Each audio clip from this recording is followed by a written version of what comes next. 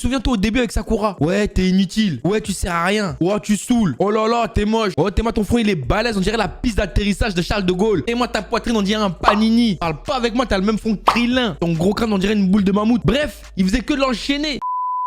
Hi Midnight, ici Afro, j'espère que vous allez bien. Et aujourd'hui, il est temps, oui, il est temps de dire les termes. On a assez rigolé. Non mais il faut se le dire là. C'est quoi ce délire? 2023, ça y est? Oui, ça y est. Le monde des mangas et des animés regorge de métis. Ces individus qui jouent de leur beauté pour faire trépasser la gente féminine ou masculine. Ou même les non-genrés. Mesdames et messieurs, oui, ces individus sont un fléau. Comme Ganondorf. Exemple tout bête. Et à l'école, tu veux gérer Géraldine et tu crois que t'as une chance. Mais là, boum, il y a Liam qui arrive et qui te la pique. Je sais que certains d'entre vous l'ont vécu. Eh bien, sachez que dans les mangas et les animés, il existe des personnages capables de ce genre d'infamie. Et c'est d'eux dont on va parler aujourd'hui. Bien sûr, on embrasse tous les métis, on n'a rien contre eux. Mais eux-mêmes, ils savent très bien que c'est vrai. Ah oui, et j'avais complètement oublié. Faut que je te parle de mon jeu du moment, Senseiya Legend of Justice, tu vas kiffer. C'est dispo sur iOS et Android. Retrouve Seiya, Shen, Iki Yoga et tous les autres chevaliers dans la route pour sauver la princesse Athéna. Fais brûler ton cosmos dans des batailles féroces, partout et quand tu veux. Crois-moi, tu vas vivre des combats aussi beaux que violents. Reproduis les météores de Pégase, les dragons de Rosanne, bref, toutes les techniques sont là. Grâce au système des éléments, terre, vent, eau, air, lumière et ténèbres, crée l'équipe parfaite pour vaincre les différents chevaliers ennemis. Ce jeu est le premier jeu mobile Senseiya qui suit la trame originale du manga. Même les doubleurs originaux ont été conviés et c'est une dinguerie. L'autre dinguerie, c'est que le jeu fête son premier anniversaire et qu'il y a énormément de cadeaux à gagner. Crois-moi, tu vas être servi, mais le plus gros événement, oui, le plus gros événement,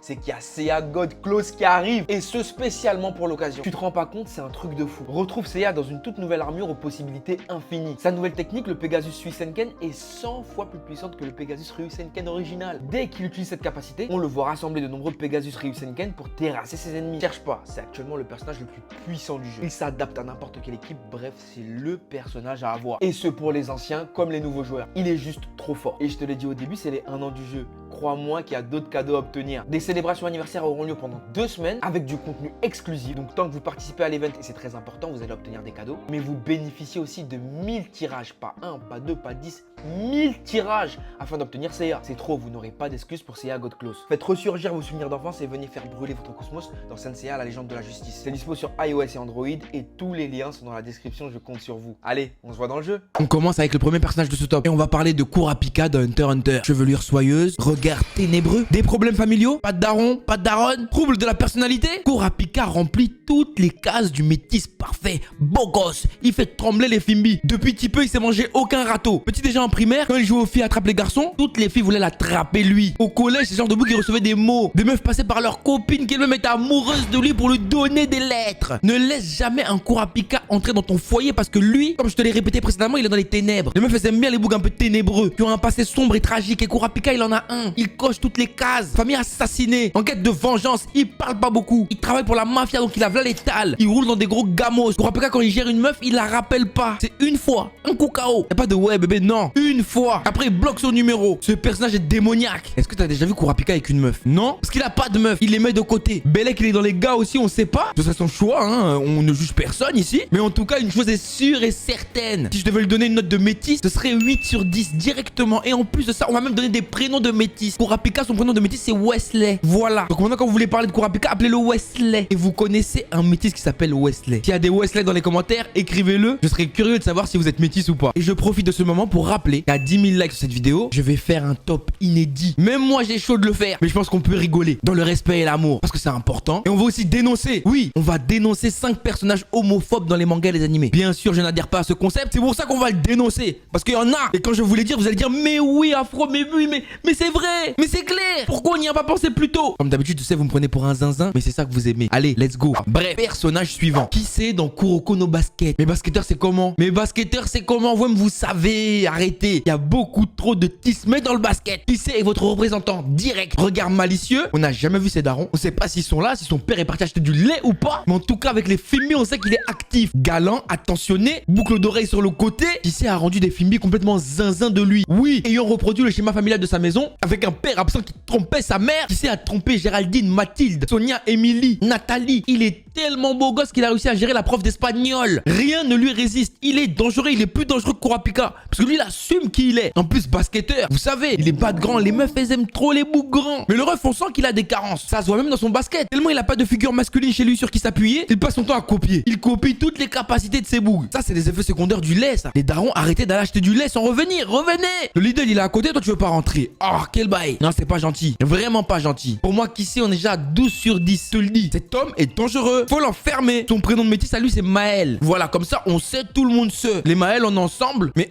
Belek. Personnage suivant. Levi. Oui, Levi est dedans. Tu croyais quoi? Tismé. Toujours propre sur lui. L'air complètement déphasé. Il a pas de parents. On sait pas s'il est dans les gars ou les meufs. Mais en tout cas, une chose est sûre, c'est qu'il a envoyé. Là, tu le vois, Levi. Il a dans les 30 piges, le frérot. C'est pas un petit peu. Crois pas que Levi, il a 15 ans. Il a de la bouteille. Il s'est envoyé déjà. Comment t'expliques qu'il a dans les 30 piges, qu'il a même pas une Fimbi attitrée. Même Erwin, il avait une Fimbi qui kiffait. On savait. Lui, dans les 30 piges, on sait pas. S'il avait un boug ou une go qui kiffait bien. On sait pas. T'as pas remarqué à chaque fois qu'on le voit, il est toujours propre sur lui. Soin soigné. Moi, je vais te dire la vérité. Pourquoi Levi, il a pas de meuf? Parce qu'aucune meuf ne peut faire le ménage comme lui. Il a tenté d'avoir un boug, une meuf. Et ça marche pas. Ils sont pas aussi pros dans la cuisine comme lui. En plus, tu connais lui, c'est un boug qui parle pas. Dire qu'il est pas dans les sentiments, dire des je t'aime, des ah non. Il est pas dans ça. Lui, c'est penche-toi fin. Balai fin. Vaisselle fin. Vous me connaissez déjà, les choses simples.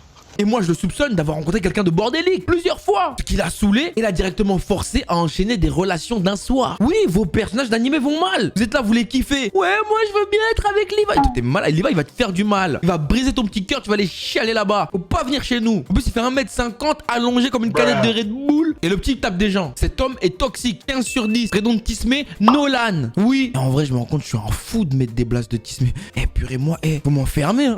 Ouais, c'est grave là. Je suis un fou. Bref, personnage suivant. Sasuke, normal. Bah ouais, logique. Vous savez, moi ça fait des années, je le répète, je le confirme, je l'affirme. Tous les jours, cet homme est dangereux pour la gente féminine. Si vous remarquez bien depuis le début, ils ont toute une composante commune. Tous ces bougs-là. Le contexte familial est chaotique et Sasuke ne déroge pas à la règle. Plus de daron, plus de daronne. Le grand ref, il est parti en couille, il a zigouillé ça. Normal que le petit peu, il sache pas, il comprenne pas. Il est perdu.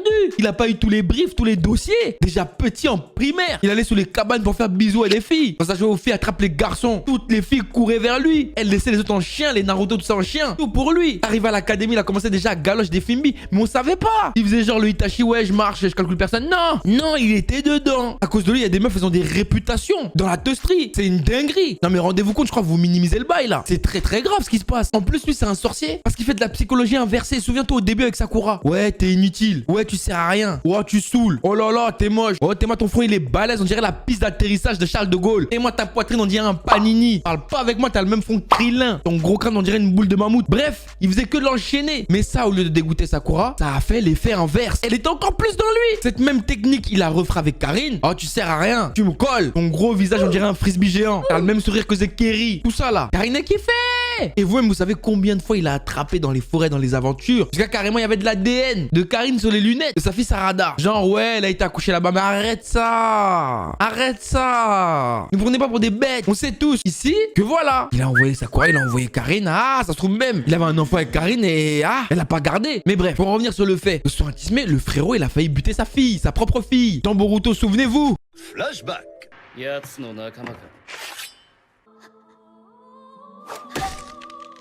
La première fois qu'il la voit, lui il est parti acheter du lait grave longtemps. Et en vrai de vrai, c'est parce qu'il a vu ce jour-là qu'il était obligé de revenir. Sinon il serait jamais rentré au village. Lui c'est un débauchard, il mène une vie de vadrouille. Il sait pas ce que c'est que d'être moche. C'est un métis 35 sur 10. Et lui son blast c'est Pharrell. Voilà, comme ça c'est dit et tout le monde capte. Voilà, et j'en profite pour rappeler qu'à 10 000 likes sur cette vidéo, je te balance 3 personnages vraiment méchants, vraiment horribles, qui ont été homophobes dans les mangas et les animés. C'est important. Il y aura de quoi être choqué, vous n'êtes pas prêts. Grey dans Fairy Tail. Vous êtes choqué, je vais mettre du Fairy Tail.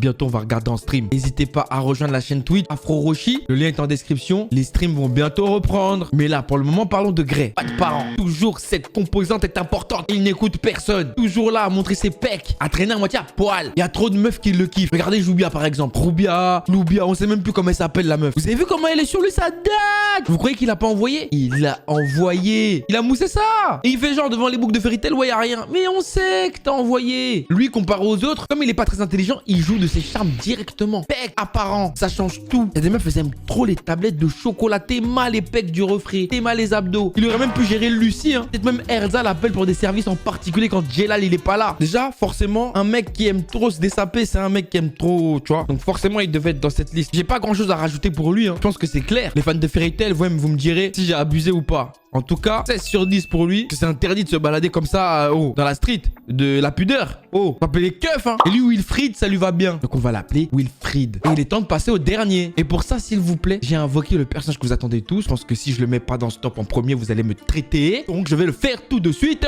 Voici Gojo, Big Tismé. Le plus beau Tismé créé par les studios Mappa. Parce que oui, ça, c'est leur faute. Gojo est une anomalie. Comment tu peux mettre autant d'argent dans les yeux d'un boug au détriment de l'animation? C'est une dinguerie. Les hommes, les femmes, les non-genres, tout le monde y passe. Gojo fait sensation. Véritable Deus Ex Machina dans son manga. Ce personnage fascine autant qu'il inspire la peur. Et par conséquent, l'intérêt d'Héraclie. Faut pas croire. Lui, Gojo, il s'en voit réel. Il laisse ses élèves se battre contre des monstres pendant que lui va en rendez-vous soulever des petites gadgets. C'est ancré en lui, c'est dans son personnage. Il doit vivre. Il peut même attraper des profs, il en a rien à battre. On sait pas c'est qui c'est daron. Donc, il rentre dans le même cadre que les autres. On sait pas si le daron il est parti acheter du lait, s'il est revenu, pas revenu, si la daronne elle vivait de la CAF à elle seule. On sait pas. On sait juste qu'aujourd'hui, c'est lui le boug. Faut voir le nombre de cosplays de Gojo qu'on voit dans les conventions. C'est un fléau. Tout le monde en voit. Tu croises une meuf ou un boug en convention, tu lui dis ouais, c'est qui le personnage le plus beau? Il va te dire Gojo. Il est dans la tendance et en plus, il y a Jujutsu qui arrive là. Saison 2. On va regarder ça en live, bien sur Twitch. Donc c'est une dinguerie. À la fin de cette saison, vous allez être encore plus amoureuse de lui. Il a littéralement tout raflé. Gojo, c'est vraiment le métis par excellence. Il va jamais te marier, c'est pas son but. Regarde sa gueule. Tu crois qu'il a envie de marier des gens lui? Il a juste envie de s'envoyer une bonne fois pour toutes, vivre sa best life, te tord dans tous les sens et hop, il te bloque, il te rappelle plus jamais de la vida. C'est une dinguerie. Je pense que vous serez tous d'accord avec moi pour lui mettre la note de 90 sur 10. Oui, c'est de l'abus, mais tu connais ici, c'est que l'abus. On abuse seulement. Et son prénom de métis, c'est le blaze de métis par excellence, Melvin. Melvin. C'est comme ça qu'il doit s'appeler Gojo. Satoru Melvin. Enfin bref, une chose est sûre, c'est que je sens qu'il va avoir une partie 2 parce que j'ai trop de personnes à mettre dans ce top. Je n'ai hélas pas assez de temps pour tous vous les dire. Mais fort heureusement, vous pouvez me l'écrire,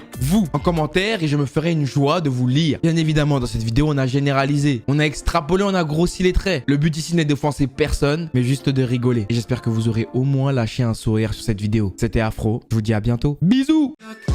TikTok, elle fait que bouger son